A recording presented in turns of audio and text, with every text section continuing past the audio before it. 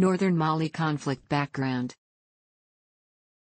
In the early 1990s, Tuareg and Arab nomads formed the Mouvement Populaire de l'Azawad/Azawad People's Movement, MPA, and declared war for independence of the northern part of Mali.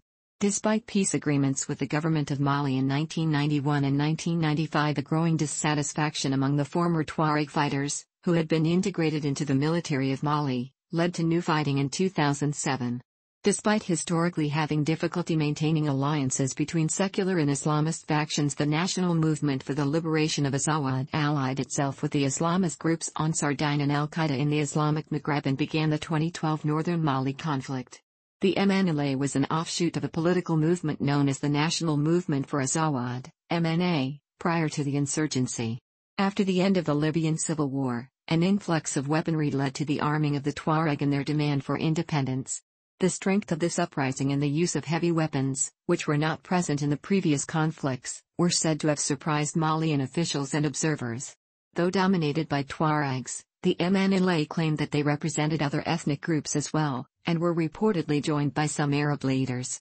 The MNLA's leader Bilal Agay Karif said that the onus was on Mali to either give the Saharan peoples their self-determination or they would take it themselves.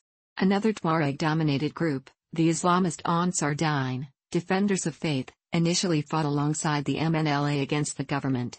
Unlike the MNLA, it did not seek independence but rather the imposition of Islamic law, Sharia, across Mali. The movement's leader Iyad Ag-Ghali was part of the early 1990s rebellion and has been reported to be linked to an offshoot of Al-Qaeda in the Islamic Maghreb, AQIM, that is led by his cousin Hamada Ag-Hama as well as Algeria's Département du Renseignement et de la Sécurité, DRS. Mali was going through several crises at once that favored the rise of the conflict.